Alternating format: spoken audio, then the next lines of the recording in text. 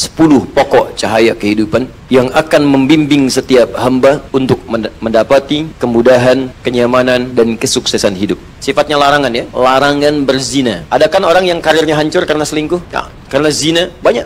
Cukup amalkan satu surah ini dalam Al-Quran. Demi Allah saya katakan, lihat perubahannya kemudian. Cahaya akan muncul. Katanya ingin tenang, katanya ingin nyaman.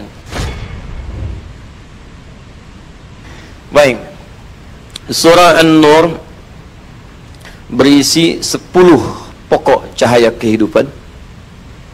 10 pokok cahaya kehidupan yang akan membimbing setiap hamba, yang akan membimbing setiap hamba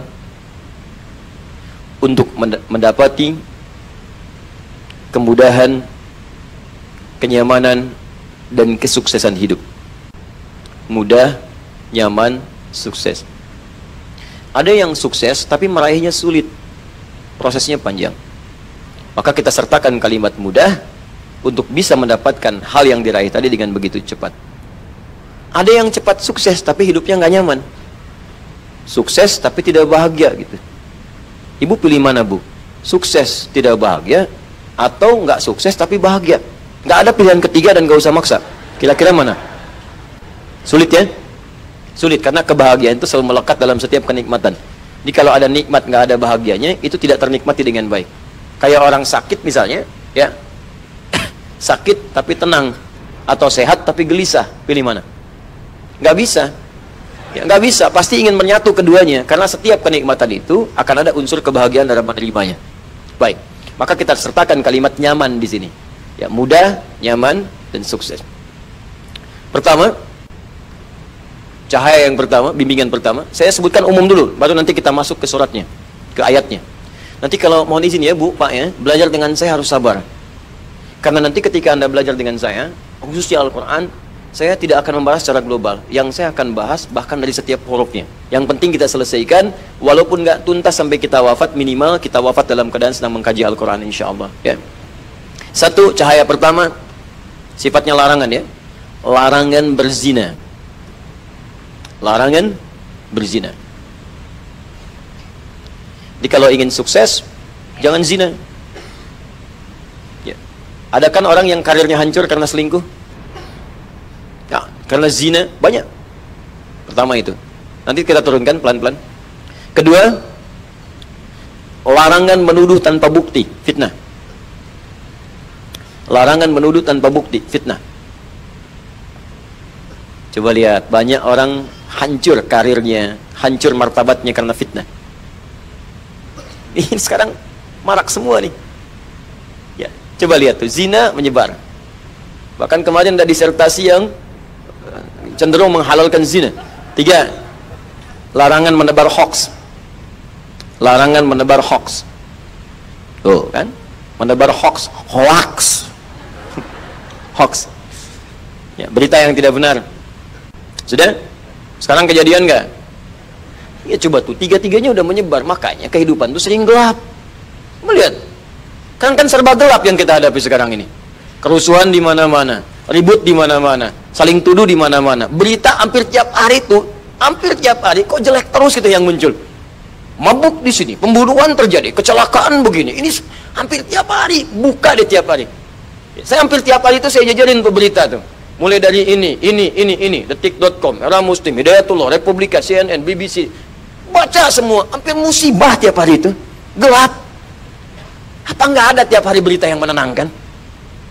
Mendapatkan juara ini, terjadi kenikmatan begini, ini meningkat, kenyamanan ini. Coba bandingkan dengan nilai kegelapan yang muncul dibandingkan cahaya kenikmatan yang dirasakan. Berapa persen perbandingannya?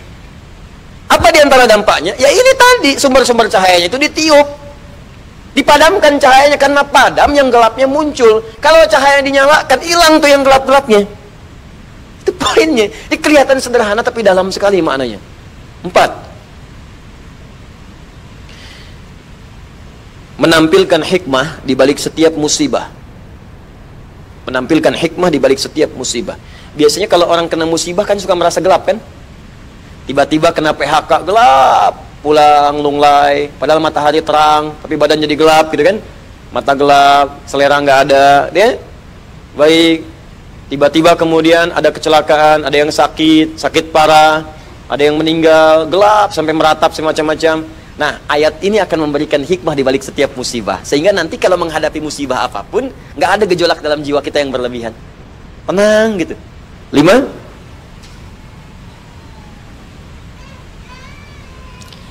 larangan mudah menerima berita tanpa validasi. Larangan mudah menerima informasi yang belum tervalidasi, belum dicek kebenarannya. Wah, hati-hati, sekarang kejadian juga. Baru orang bikin status, bikin komen, dicek aja belum. Banyak terjadi gitu kan sekarang.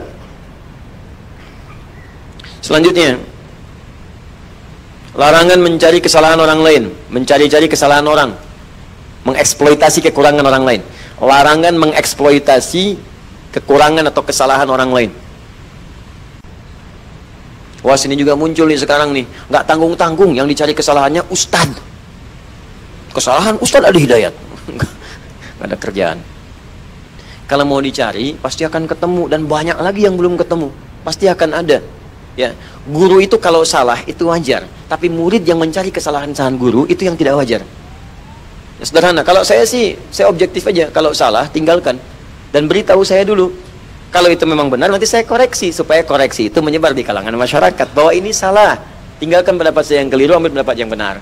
Atau yang kedua, mungkin Anda yang belum tahu bahwa itu bisa dilakukan demikian, cuma referensinya belum sampai, maka saya akan sampaikan kepada Anda supaya tidak menyebar dulu dan membuat Anda malu di kemudian hari.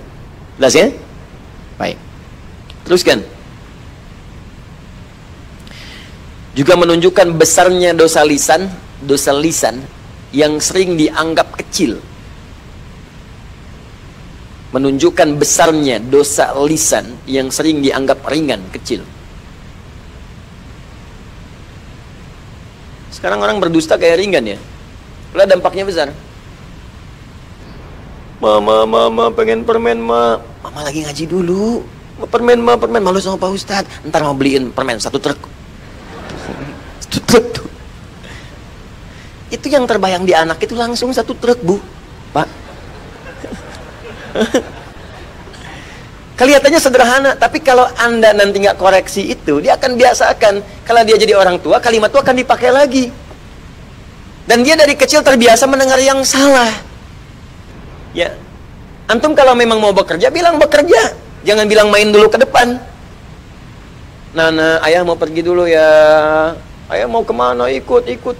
Wah, enggak, ayah cuman ke depan aja. Padahal mau kerja jauh. Bilang aja pergi jauh. Supaya langsung memberikan pelajaran kepada dia. Dengan kalimat-kalimat yang indah. Ajak main dulu, ceritakan dulu. Ayah mengajar dulu ya. Dengan mengajar ini, ayah bekerja dulu dengan kerja ini. Nanti adek insya Allah pulang bisa dapat mainan. Kita bisa main lagi, kita bisa jalan-jalan lagi, kita bisa mengaji bersama. Kalau ayah nggak bekerja, kita nggak bisa melakukan itu lagi. Buat dia mengerti dengan bahasanya. Setelah itu pamit, itu lebih elegan, lebih bagus dibandingkan membuat kalimat-kalimat yang tidak nyata. Ya, jangan tunjukkan sesuatu yang tidak benar, walaupun pada anak kecil. Ya, anak kecil kalau diajari yang tidak benar, dewasanya dia akan terbiasa dengan ketidakbenaran itu. Nanti besok-besok LKS yang 10.000 dia bilang 100.000. Itu balasan dari permen 1 truk tadi.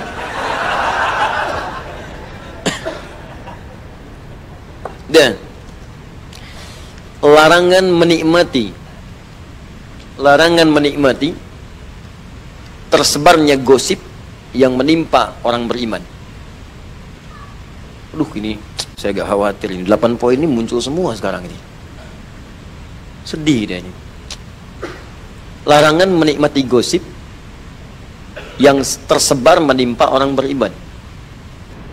Coba sekarang Anda lihat berita nih, betapa banyak orang beriman itu digosipkan, bahkan dicela.